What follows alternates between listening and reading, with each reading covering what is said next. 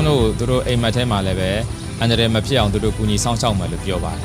ပြောတဲ့အတွက်ကြောင့်မလို့ဘုံတို့မဟာသိဉ္ဇံအကျက်နေမှာပဲဘုံတို့စင်နှကောင်းနဲ့ဆွဲတာဒီချင်းဘလောက်ကြီ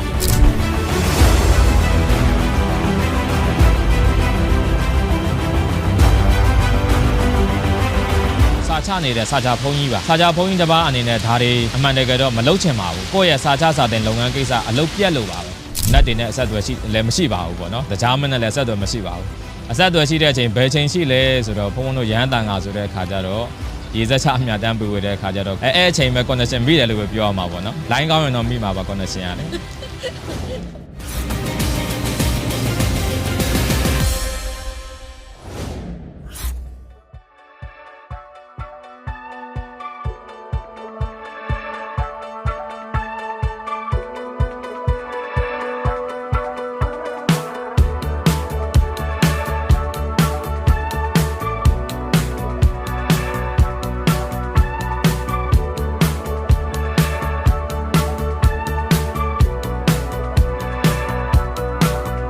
ဒီဟာကတပင်နဲ့ဖြစ်ပါတယ်တပင်နဲ့ကိုဒါပေ90ရှိတာပေါ့နော်ဘုံတို့ဒါပေ36ပေပေါ့နော်36ပေတပေတုံးကိုတော့12ပေဖြစ်ပါတယ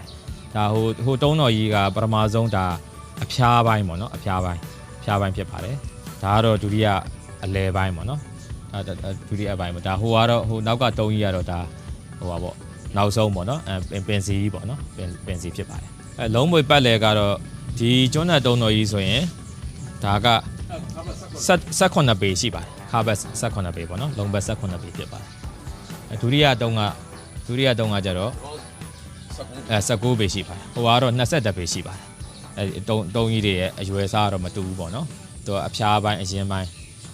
အလဲပိုင်းပေါ့နော်အဲ့ဒါတော့တိတ်တော့မတူဘူးပေါ့လေမဟုတ်ဘူးအပင်စီလိုက်ကြီးတွေ့တာအပင်စီလိုက်ကြီးကိုအဖျားကိုတောင်ဖုံတို့ဟိုရှာလို့မတွေ့သေးဘူးပေါ့လေအဖျားတီကိုရှာလို့မတွေ့ဘူးဒါဖုံတို့ရေအောက်ထဲမှာ12ပေတာလောက်ကိုဖုံတို့မြေကြီးတွေကိုတဲတွေစုပ်ရတာဖြစ်ပါတယ်တဲတွေစုပ်အကုန်လုံးစုပ်ပြီးကံမှာအတွင်းထဲကိုနှိုက်ပြီးကံမှာတောင်ကျချောင်းရည်ကလည်းအများတန်းစီးနေတာဖြစ်တဲ့အတွက်ကြောင့်မလို့အဲ့ဒါကိုရေလေးနည်းနည်းလေးစုပ်ပြီးတော့နည်းနည်းလေးတပိုင်းပိုင်းလိုက်နည်းနည်းလေးပိုင်းနိုင်တယ်များလွှာချောင်းလေးဝင်လောက်တဲ့အထိကိုဖုံတို့အဲ့လိုအစင်းစင်လောက်ရတာဖြစ်ပါတယ်ဖုံတို့လုပ်ငန်းပထမတစ်ရက်ကတော့လုပ်ငန်းစတဲ့အချိန်ပေါ့နော်လုပ်ငန်းစတဲ့အချိန်မှာပစ္စည်းဆိုတာကတစ်ရက်ပေါ့နော်ဖုံတို့တူးဖော်ပြီးတော့ရောက်ရှိတာကတော့8ရက်ပဲပြောရမှာပေါ့8ရက်ပေါ့နော်လုပ်ငန်းစတဲ့အချိန်ဆို9ရက်ပေါ့နောက်ဆုံးကျောင်းဝင်တဲ့တာတစ်ရက်ဆိုအကုန်လုံးစုစုပေါင်းမှာ10ရက်ပဲဖြစ်ပါတယ်10ရက်ရှာဖွေတွေ့ရှိတဲ့နေရာကတော့ရန်ကုန်တိုင်းဒေသကြီးတိုက်ကြီးခရိုင်တိုက်ကြီးမြို့နယ်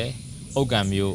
အရှိတ်ဘက်မှာရှိတဲ့ကျွဲပုံးလေးကြီးပါပေါ့နော်ကျွဲပုံးလေးကြီးပါဖြစ်ပါတယ်ကျွဲပုံးလေးကြီးပါရဲ့ဥက္ကံချောင်းထဲကတွေ့တာပါတဖမ်းမြင်ကံမှာဖုန်းတို့အိမ်မက်ကဒီနေရာမှာမှတ်ထားတာပေါ့နော်အိမ်မက်ထဲမှာသမီးတို့လည်းဟိုဖြစ်အိမ်မက်မှန်တွေ့ကြမှာပဲလေဟိုတခုခုဆိုရင်ဟာငါအိမ်မက်ထဲဒါအိမ်မက်မှတ်ဖူးတယ်ဆိုတာမျိုးပေါ့ဒီတဖမ်းမြင်ကံမှာဟာငါအိမ်မက်ထဲမှာအတိုင်းပဲတွေ့ခဲ့တာပဲဆိုတာကိုဖုန်းတို့တွားပြီးသတိရတာပါသတိရမိတာပါခံစားမိတာပေါ့ခံစားမိတယ်ယုံလဲယုံကြည်တော့တာပေါ့နော်ဒါ3ချိန်တိုင်းဘုံတို့အိမ်မက်ပေးထားတာဆိုတော့လည်းပဲအရင်ဆုံးတော့စင်းကြည့်ရတာပေါ့နော်စင်းခိုင်းကြည့်ရတာပေါ့နော်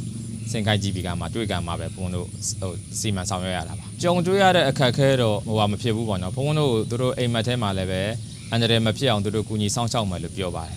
ပြောတဲ့အတွက်ကြောင့်မလို့ဘုံတို့မဟာသိဉ္ဇံအကျက်နေမှာပဲဘုံတို့စင်နှကောင်းနဲ့ဆွဲတာဒီချင်းဘလောက်ကြီးတွေနဲ့ချင်းဘလောက်ကြီးတွေရောတန်ကြိုးကြီးတွေနဲ့ဆွဲတာကိုည7နာရီအထိပေါ့နော်ဘုံတို့လုပ်ငန်းစနေတာလုပ်ငန်းလုပ်နေတာပေါ့လုပ်တော့တချမ်းမှာကဘုံတို့တန်က2ပါး3ပါးထိုင်နေတချမ်းမှာတကားတွေလည်းရှိတယ်ချင်းဘလောက်ဆွဲတဲ့ဒီမအူပင်တပင်ရှိသေးတာပေါ့နော်အဲ့မအူပင်ကနေမှာဆွဲရင်းနဲ့ကိုချင်းဘလောက်တွေအကုန်ပြတ်ထွက်တဲ့အခါဘုံတို့လူအုပ်စု2အုပ်စုရဲ့ဂျားထဲမှာဒီချင်းဘလောက်တွေကဘုံတို့ဘယ်သူ့ကိုမှအန်တယ်မဖြစ်ခဲ့ဘူးပေါ့နော်ဒါတော့ထူးခြားမှုတစ်ခုပဲပေါ့နော်လုပ်ငန်းတော့ခက်တော့မရှိပါဘူးအနောက်ရှက်မရှိဘူးပေါ့အနောက်ရှက်ကင်းဖြစ်ခဲ့တယ်နောက်တစ်ခုထူးခြားမှုကတော့ဘုံတို့အဲ့ဒီအချိန်က16ရက်နောက်ပိုင်းမှာဘုံတို့မိုးလေဝသပေါ့နော်မိုးလေဝသရာသီဥတုအနေနဲ့ဆိုရင်မှုန်တိုင်းရှိတယ်လို့လည်းပဲပြောထားရရှိတယ်အဲ့အချိန်မှာအုတ်ကံမှာမိုးရွာတယ်ဘုံတို့လုပ်ငန်းအတော်တွေမှာမိုးမရွာဘူး9ရက်လုံးမိုးမရွာဘူးအနည်းဆုံး9ရက်လုံးမိုးမရွာဘူးအဲ့လိုမျိုးဖြစ်တယ်နောက်အခက်ခဲတော့မရှိဘူးပေါ့နော်အခက်ခဲမရှိခဲ့ဘူးပေါ့လေအဲ့တော့တောင်ကျချောင်းရင်နောက်ဆုံးရက်မှာဆိုရင်ဘုံတို့ဒါည9:45အထိ10နာရီပေါ့နော်အကုန်လုံးပြီးစီဆိုရင်10နာရီကျော်သွားတာပဲအဲ့တော့ဒီတုံးကြီးတွေအဲ့နေမှာပဲနောက်ဆုံး9ရက်မြောက်တဲ့နေ့မှာပဲအကုန်လုံးဒီအပိုင်းလိုက်4ပိုင်းလုံးအကုန်ပြတ်သွားတာ4ပိုင်းလုံးအကုန်ပြတ်သွားတယ်ဒါထူးခြားမှုတစ်ခုပေါ့နော်ပထမရက်တွေမှာဘုံတို့ဒါကိုဆယ်မယ်ဆိုတဲ့အခါကျတော့ဗတ်ဖိုးတွေဒီမှော်ဘီတိုက်ကြီးပေါ့နော်ရန်ကုန်အထိတကယ်ဗတ်ဖိုးတွေကရိန်းတွေအဲ့ဒါတွေမှန်သမျှဘုံတို့ငှားလို့မရဘူးနောက်ဆုံးရက်ကြာကံမှာသာလည်းရင်ဗတ်ဖိုးတွေအကုန်ရတယ်ဗတ်ဖိုး22တန်ဗတ်ဖိုးတစ်စီးလည်းရတယ် အဲ့ဒါစီရောနောက်တစ်ခုဒီဟာတွေတင်ဖို့ကားလည်းပဲအစင်သင့်ဖြစ်ခဲ့ကြတယ်အဲ့ဒါနောက်ဆုံးရက်မှာပဲဒီတုံးတွေအပိုင်းလိုက်အကုန်လုံး၄ပိုင်းလုံးပြတ်သွားတယ်နောက်ကားတွေအစင်သင့်ဖြစ်လာတယ်ဗတ်ဖိုးတွေလည်းပဲအကုန်လုံးအကူညီဖို့အစင်သင့်တွေအကုန်လုံးရောက်လာကြတယ်ပေါ့နော်ဒါလည်းထူးခြားမှုတစ်ခုလို့ပြောလို့ရပါတယ်ကျေးဇူးတင်ပါတယ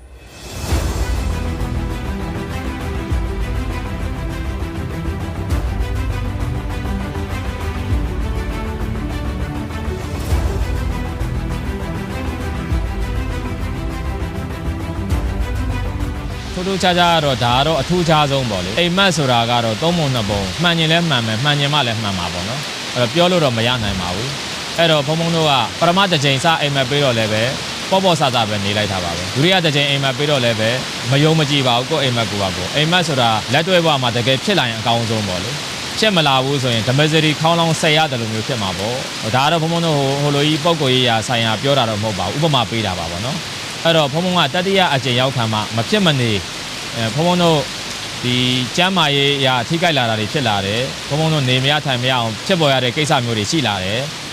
အဲ့အတွက်ကြောင့်မလို့ဒါလည်းဘုံဘုံတို့ကဒါမဖြစ်မနေလောက်ရတာပါဘုံဘုံတို့ရဲ့မူလရည်ရွယ်ချက်ကဘုံဘုံတို့ကပရိယတိစာတန်တိုင်းမှာစာသင်နေရတဲ့စာချနေတဲ့စာချဘုံကြီးပါစာချဘုံကြီးတစ်ပါးအနေနဲ့ဒါတွေအမှန်တကယ်တော့မလုပ်ချင်ပါဘူးကိုယ့်ရဲ့စာချစာသင်လုပ်ငန်းကိစ္စအလုပ်ပြတ်လို့ပါပဲ